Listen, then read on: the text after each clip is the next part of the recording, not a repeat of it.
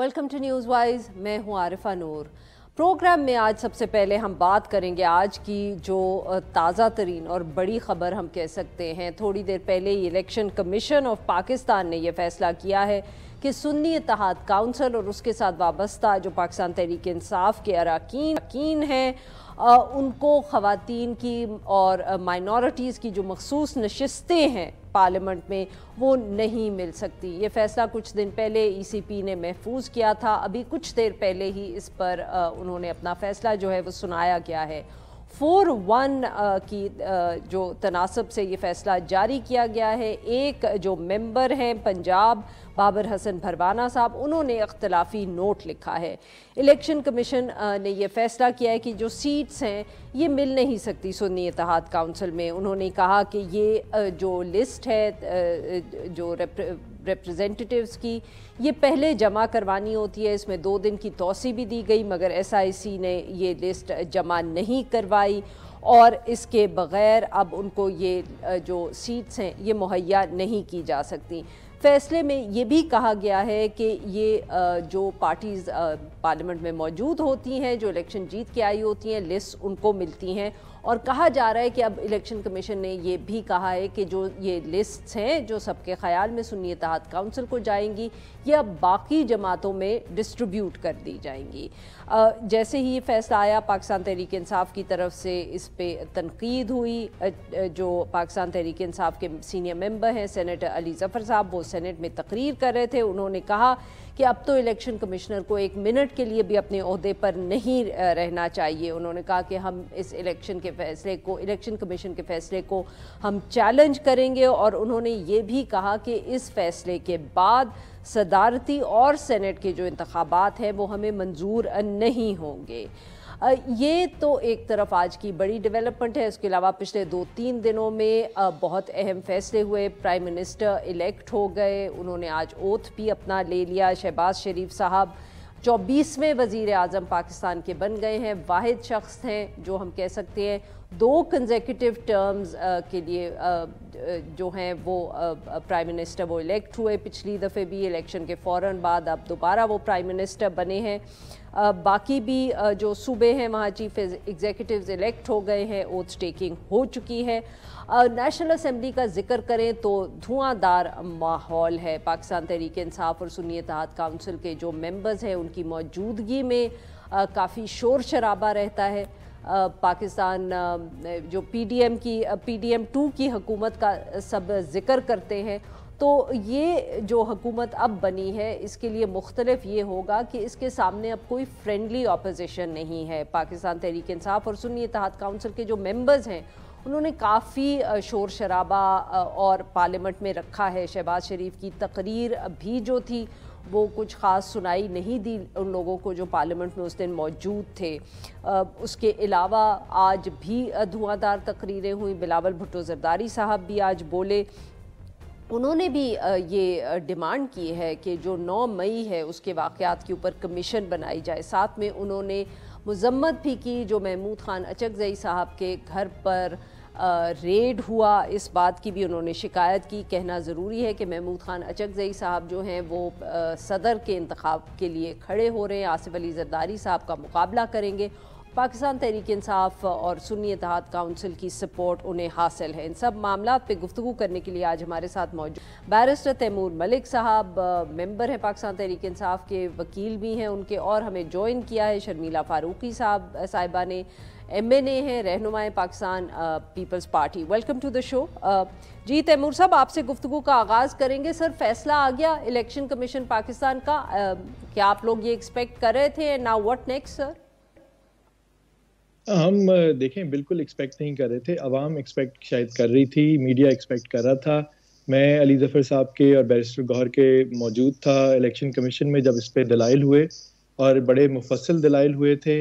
हर पहलू से, हर एंगल से इसको इलेक्शन कमीशन के सामने रखा गया था कि आइन के तनाजुर में, इलेक्शन एक्ट के तनाजुर में कैसे सुन्नी इत्तेहाद काउंसिल के जिस वक्त मेंबरान मौजूद हैं पाकिस्तान तहरीक इंसाफ की तरफ से जिन्होंने ज्वाइन किया SIC को, उनकी बुनियाद के ऊपर प्रोपोर्शनेट रिप्रेजेंटेशन का जो कॉन्सेप्ट है रिजर्व सीट्स का, उसके तनाजुर में उनको वो सीटें मिलनी चाहिए। سو ہمیں تو یہی امید تھی جی، جو کرنی چاہیے کہ آئین اور قانون کے مطابق فیصلہ ہوگا. اب جو فیصلہ اس وقت سامنے آیا ہے اب سے تھوڑی دیر پہلے، اس میں نہ صرف یہ بات سامنے آ رہی ہے کہ ہمیں سیٹیں نہیں ملیں گی، بلکہ یہ بھی سامنے آ رہی ہے کہ جو دوسری پارٹیز موجود ہیں ان کو سیٹیں دے دی جائیں گی. تو یہ تو بڑی عجیب بات ہے، اور آئی تھنک جب یہ جوڈیشری کے آگے چیز جائے گی، سپیریئر کورٹس کے آگے، ان کو اس کو بالکل دیکھنا ہوگا. اور الیکشن کمیشن کے رول پہ بھی سوال پہلے ہی اٹھ رہے تھے، مزید اٹھیں گے. میرے اپنی الیکشن پٹیشن کے اندر سوال کئی اٹھے ہوئے ہیں کہ 104 کا صحیح ڈفرنس ہے سر، اور اس پہ ابھی تک فیصلہ نہیں آیا. بالکل ٹھیک. جی شرمیلا صاحبہ، آپ نے تیمور صاحب کی بھی بات سنی، آپ نے بھی دیکھا ہوگا اس خبر کو. پاکستان پیپلز پارٹی اس کو کس طرح دیکھے گی؟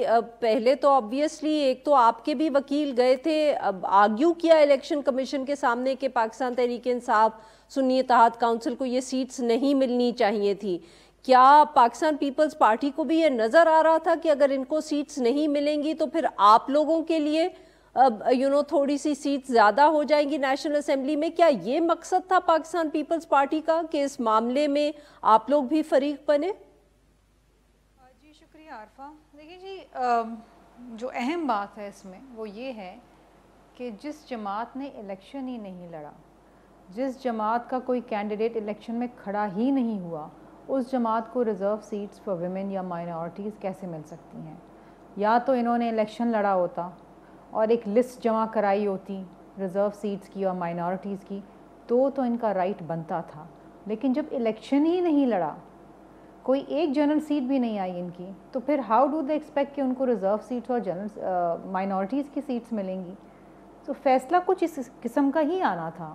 And at least we were expecting, آپ ایکسپیکٹ کر رہی تھیں؟ جی.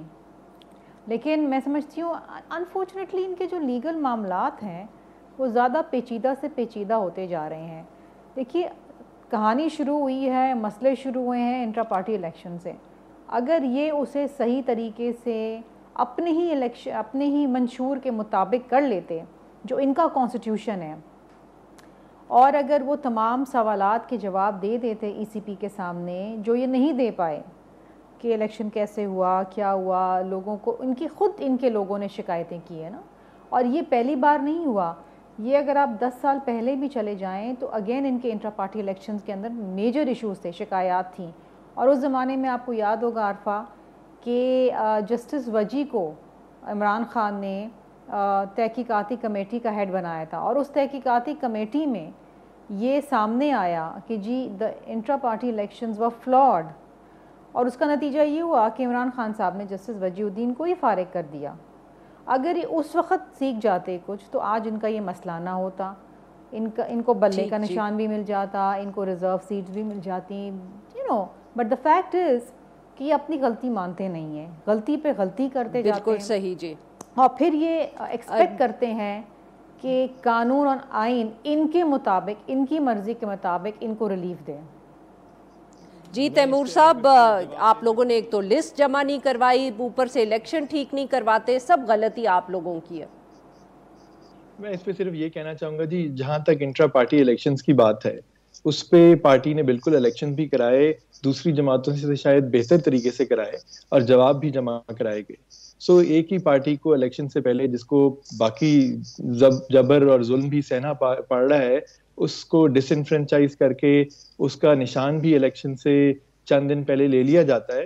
تو یہ تو عوام کو پتہ ہے، یہ تو ہسٹری بکس جو اس کی جج ہوں گی کہ کس کے ساتھ انصاف ہوا ہے، کس کے ساتھ ناانصافی ہوئی ہے. اور جہاں پہ یہ بات کر رہی ہیں کہ جی آپ کے اپنے ممبران نے شکایت کی تھی، ہمارے وہ اتنے ہی ممبر تھے جتنے ان کے سینیٹر ہیں ممبر، جنہوں نے پورے سوشل میڈیا پہ بین کرنے کی ریزولوشن جمع کرائی ہے سینٹ میں، جس کو یہ کہتے ہیں کہ وہ تو پارٹی سے نکل چکے ہیں. تو اسی طرح جنہوں نے ہمارے بھی پی ٹی آئی سے ریلیٹڈ کمپلینٹس فائل کی تھی الیکشن کمیشن میں انٹرا پارٹی الیکشنز کی، وہ ان کا کوئی پارٹی سے تعلق نہیں ہے، اور ان کو بھی بالکل اسی طرح پارٹی سے فارغ کر دیا گیا تھا جس طرح ان کے سینیٹر کو انہوں نے کیا. سو جہاں تک قانون اور آئین کی بات ہے، قانون اور آئین جو ہے وہ دونوں یہ کہتے ہیں کہ آپ 3 دن کے اندر آزاد امیدوار ایک پارٹی کو جوائن کر سکتے ہیں، اور وہ پارٹی اس اپنے جو انکریز اسٹرینتھ ہے، یا جو بھی اس کی اسٹرینتھ ہے، اس کے بعد اس کے بعد اس کی جو پارلیمنٹ میں پروپورشنل ریپرزنٹیشن ہے اس کے حساب سے اس کو ریزرو سیٹس ملیں گی.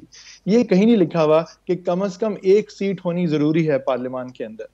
اس سے پہلے الیکشن کمیشن نے ایک لیٹر کا ذکر کیا کہ انہوں نے ایس آئی سی سے پوچھا کہ آپ اس وقت اپنے جو 5% کوٹا ہوتا ہے ویمن سیٹس کا جنرل الیکشن میں, اس سے متعلق کوئی آپ نے لسٹ جمع کرانی ہے تو کرائیں. اگر دیکھیں, اگر ایک جماعت ہے جس کو سمبل دیا گیا ہے جو رول آف پولیٹیکل پارٹیز میں رجسٹرڈ ہے, تو وہ باقاعدہ اسی طرح پارلیمان کا حصہ بن سکتی ہے. سو میرے خیال میں ایسی کوئی بات نہیں ہے, اور اس کی ایگزامپل خیبر پختونخوا میں بی این پی یا بی اے پی کے کیس میں موجود ہے, جہاں 3 ممبران تھے اور پھر انہیں ایک ریزرو سیٹ دی گئی تھی. بالکل ٹھیک جی.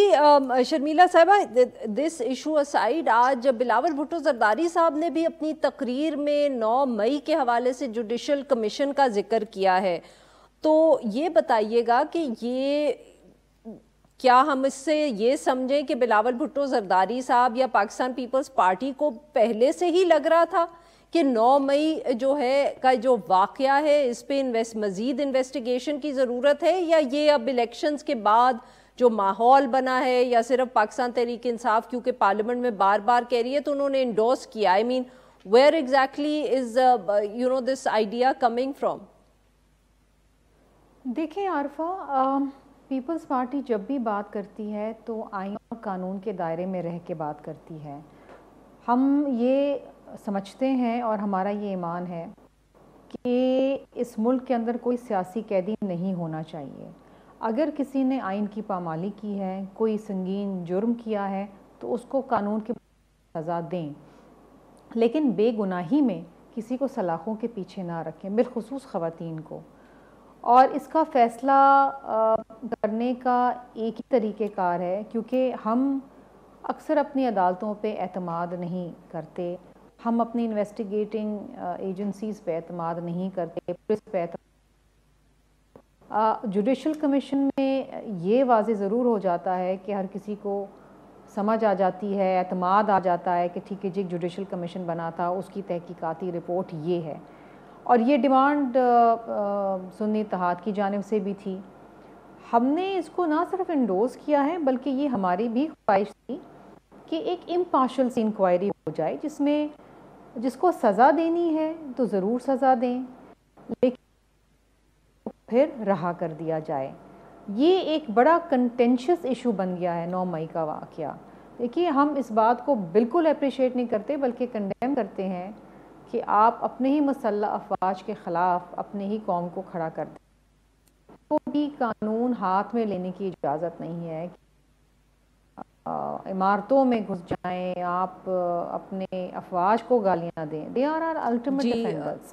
اور یہ آئین میں بھی درج ہے, ایک طریقہ کار ہے ججز کو معاف کریے گا شرمیلا صاحبہ, I have to take a break here. تو اگر آپ اجازت دیں تو میں بریک کے بعد اگر آپ کی بات رہ گی تو آپ مکمل کر لیجیے گا. جی ناظرین, یہاں پہ لیتے ہیں ایک چھوٹا سا break, we'll be right back. اور پھر شرمیلا صاحبہ جو ہیں اور تیمور صاحب, ان سے ہم گفتگو جاری رکھیں گے. Stay with us.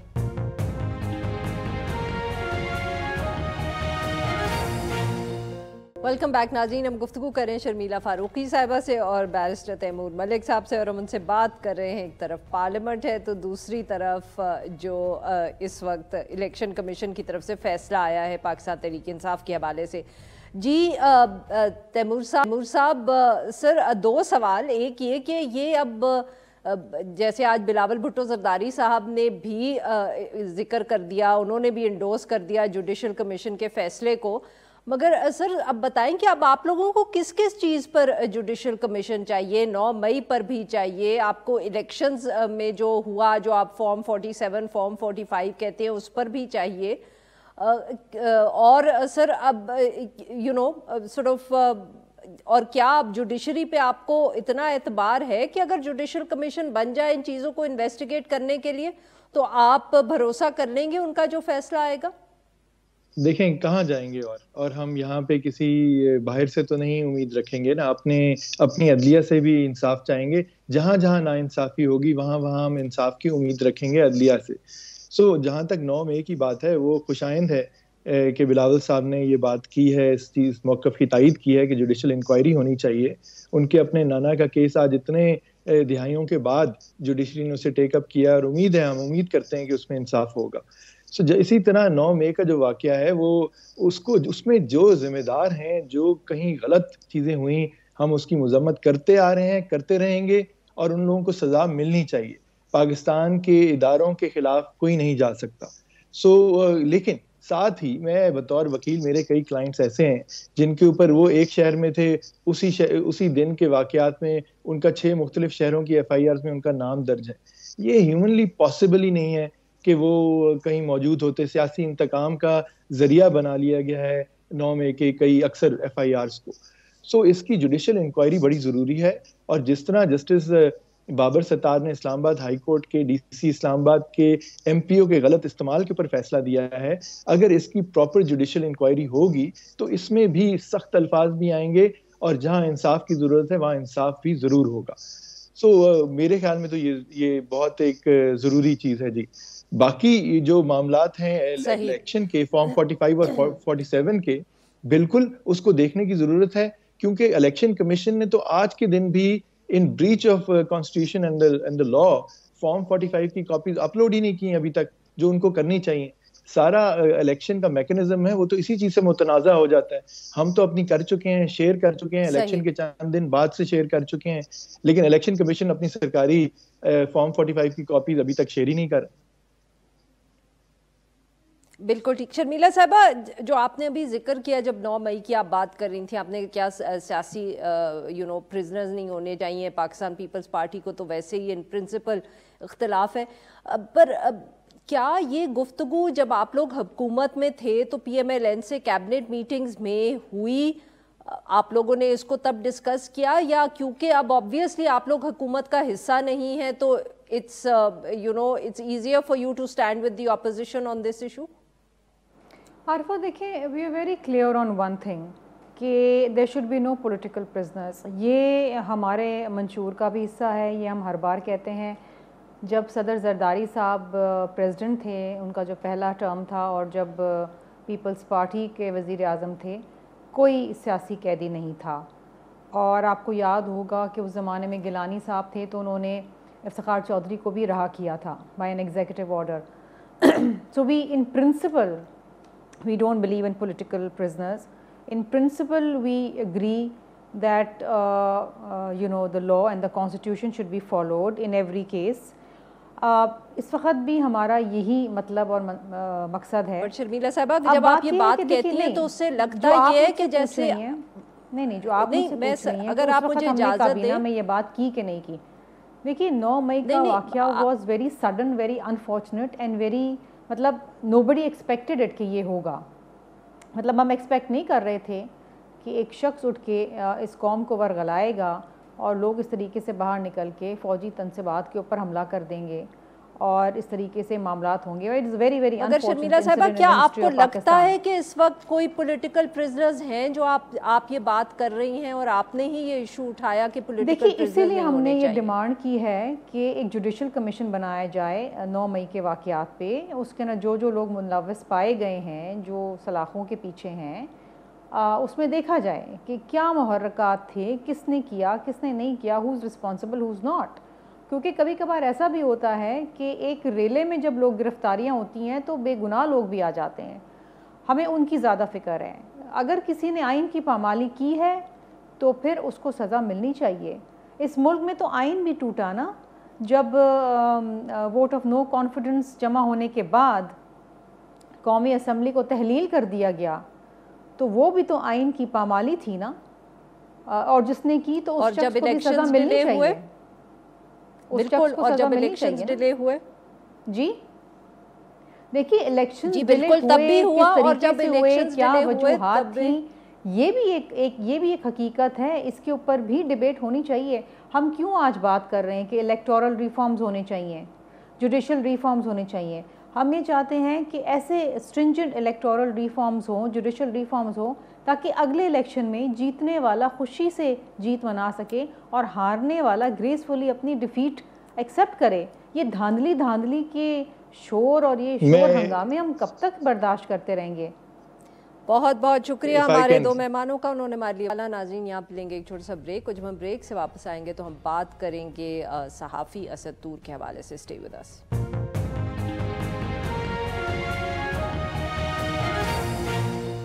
Welcome back नाज़रीन। प्रोग्राम के इस हिस्से में हम जिक्र करेंगे सहाफ़ी और व्लॉगर असद तूर का। इस वक्त वो FIA की हिरासत में है। उनको गुज़िश्ता रोज़ जो है जब अदालत में पेश किया गया था तो एक दफ़े फिर उनका रिमांड जो है वो मांगा गया था FIA की तरफ से। FIA ने मज़ीद 9 रोज़ का रिमांड मांगा था। अदालत ने बहुत मेहरबानी की, सिर्फ 3 दिन का रिमांड दिया जिस्मानी, और FIA के हवाले एक दफ़े फिर कर दिया असद तूर को। ये अब कहा यह जा रहा है कि FIA जो है वो चाहती है कि असद तूर के जो फ़ोन्स हैं वो उनके कब्ज़े में आ जाएं। असद तूर साहब की तरफ से जो मौक़िफ़ अपनाया गया है वो ये है कि वो एक सहाफ़ी हैं, वो अपनी जो सोर्सेज़ हैं वो रिवील नहीं कर सकते, और सेल फ़ोन्स या और जो उनके डिवाइसेस हैं उनको FIA के हवाले करने का मतलब ये है कि वो अपनी सोर्सेज़ रिवील कर देंगे। इस वजह से असद तूर साहब ने हड़ताल भी कुछ दिन की जब वो रिमांड में थे, मगर गुज़िश्ता रोज़ जब वो कोर्ट में पेश हुए तो उनके जो सहाफ़ी कॉलीग्स और दोस्त थे उन्होंने उनकी ये भूख हड़ताल वहाँ ख़त्म करवाई। ये जो सारा मामला है इस पे बात करने के लिए आज हमारे साथ मौजूद हैं ईमारी साहिबा, माहिर कानून हैं और वकील हैं ये असद तूर की। वेलकम टू द शो ईमान साहिबा। जी बताइएगा क्या कहाँ तक मामला पहुँचा है and what happened in the last hearing, और अब आप आगे क्या एक्सपेक्ट कर रही हैं? जी, आखिरी हियरिंग में ये हुआ था कि जो ड्यूटी जज साहब बैठे हुए थे उन्होंने 3 रोज का मजीद जिस्मानी रिमांड FIA को दिया था, इवन दो इस स्टेज पर रिमांड की कोई गुंजाइश नहीं थी, क्योंकि जो उन्होंने वॉइस मैचिंग करनी थी वीलॉग्स के हवाले से वो कर ली है। असद अपने कंटेंट को डिनाई नहीं कर रहा, वो ओन कर रहा है कि वो उसके वीलॉग्स हैं। तो अभी सिर्फ इस वजह से रिमांड मजीद इंक्रीज किया गया है कि असद अपने सोर्सेज को डिस्क्लोज करे, जो कि असद ने वाज़ेह तौर पर कहा है कि वो नहीं करेगा, और जो कि पाकिस्तान का कानून 2021 जर्नलिस्ट प्रोटेक्शन एक्ट भी कहता है कि किसी सहाफ़ी से उसके सोर्सेज की मालूमात नहीं ली जा सकती।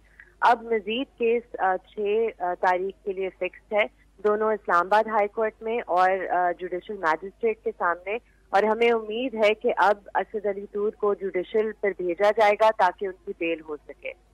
ईमान साहब ये बताइएगा कि क्या मामला ये है कि वो असद तूर साहब से उनके कुछ स्पेसिफिक वीलॉग्स के ऊपर उनकी सोर्सेज मालूम करना चाह रहे हैं, या वो उनसे उनके सेल फोन्स और मुख्तलिफ डिवाइसेस मांग रहे हैं? ये दोनों चीजें चाह रहे हैं। एक तो वो चाह रहे हैं कि जो इंफॉर्मेशन असद अपने सोर्सेज, जाहिर सी बात है हर सहाफ़ी के सोर्सेज होते हैं जो उन्हें मालूमात फराहम करते हैं, वो चाह रहे हैं कि ये सोर्सेज डिस्क्लोज किए जाएं, और दूसरा वो चाह रहे हैं कि जो तमाम असद के लैपटॉप पर या जो उसके फ़ोन पर मालूमात है जिसमें ऑब्वियसली सोर्सेज की भी इंफॉर्मेशन होगी, उसकी प्राइवेट इंफॉर्मेशन भी है, वो इस सब तक एक्सेस चाहते हैं। अच्छा, तो अब इस मामले पे आपके ख्याल में यही जो आप कह रही हैं कि ये तो जर्नलिस्ट प्रोटेक्शन एक्ट में भी ये प्रोटेक्शन दी हुई है सहाफ़ियों को, तो Y is this still an issue? ये ज़रा हमें समझाएं या आम लोगों को भी समझाएं कि जब एक कानून में एक सहाफ़ी को इस चीज़ के ऊपर ये प्रोटेक्शन दी हुई है तो फिर भी क्यों इस पे अभी भी क्वेश्चनिंग हो रही है, या FIA ने न सिर्फ ये कि ये मौक़िफ़ अपनाया है बल्कि अगर असद अली तूर को रिमांड में दिया जा रहा है तो उसका मतलब मेरे जैसे लोगों को तो ये समझ आ रहा है कि अदालत ये मौक़िफ़ एक्सेप्ट कर रही है। ये इसी वजह है कि ये जो रिमांड ऑर्डर है ये बहुत कंसर्निंग है, क्योंकि कोई भी अदालत कानून के मुतसादिम तो नहीं एक्ट कर सकती, लेकिन अफसोस की बात यह है कि पाकिस्तान में अदालतें भी कहीं और से इंस्ट्रक्शंस लेकर फैसले दे रही हैं, रिमांड उन केसेस में दे रही हैं जहाँ रिमांड बनता नहीं है, और जहाँ जो वो चाह रहे हैं वो कानून के बिल्कुल बरक्स है। अच्छा, तो अब आप बताएं कि ये जो आपने अब आप कह रहे हैं कि अब इस्लामाबाद हाई कोर्ट को भी अप्रोच करेंगे, और यहाँ जहाँ केस लगा हुआ है उधर भी देखा जा रहा है, तो इस्लामाबाद हाई कोर्ट में आप क्या एक्सपेक्ट कर रही हैं? इस्लामाबाद हाई कोर्ट में हमारी रिट पिटिशन पहले से ज़ेरे समात है, वो भी 6 तारीख को समात के लिए मुकर्रर की गई है। उसमें हमने यही नुक्ता उठाया है कि इंक्वायरी में कहा गया था कि जजेस के खिलाफ कोई मुहिम थी اور جو FIR کاٹا گیا ہے وہ گلوریفیکیشن آف اوفینس ٹیررزم کے بارے میں ہے, سائبر ٹیررزم کے بارے میں, سائبر اسٹاکنگ کے بارے میں, جو شکیں نہ تو انکوائری میں تھی اور جو شکیں FIR کے کانٹینٹس کو پڑھ کے نظر بھی نہیں آتی کہ کیسے یہ اوفینس کیا گیا ہے. تو ہماری نظر میں تو جو کانسٹیٹیوشنل کورٹس ہیں, آئینی عدالتیں ہیں, انہیں فنڈامنٹل رائٹس کا تحفظ کرنا ہوگا اور ایک بہت ٹھوس فیصلہ دینا ہوگا تاکہ اس طرح کا FIA اپنے کوئرسو پاورز کو ابیوز نہ کر سکے. ایمان صاحبہ ویری کوئکلی, کیا اگر اسد طور صاحب کو کل بیل نہیں ملتی ہائی کورٹ سے یا ان کو مزید ریمانڈ پہ FIA کو دے دیا جاتا ہے, تو وہ جو کچھ صحافی کہہ رہے ہیں کہ یہ تو پھر پریسیڈنٹ بن جائے گا باقیوں کے لیے, آپ کو لگتا ہے کہ the decision tomorrow will be enough to create that precedent یا اس کے لیے اسد طور صاحب کو سزا ہونی ہوگی؟ اگر 6 تاریخ کو اس طرح کا فیصلہ آتا ہے ہم اس فیصلے کو چیلنج کریں گے, کیونکہ جیسے میں نے پہلے کہا وہ قانون اور آئین کے متصادم ہے, اور جب تک اسد طور کی کنوکشن تو بہت دور کی بات ہے, ابھی تو ہم نے دیکھنا ہے کہ اوفینس کیا بنا ہوا ہے, کیونکہ FIR میں تو اس طرح کا کچھ لکھا ہوا بھی نہیں ہے. بہت بہت شکریہ, آپ نے ہمارے لیے وقت نکالا. یہاں پہ لیں گے ایک چھوٹی سی بریک, اور جو ہم بریک سے واپس آئیں گے تو ہم بات کریں گے گوادر کے حوالے سے اور جو وہاں بارش کے بعد صورتحال ہے. Stay with us.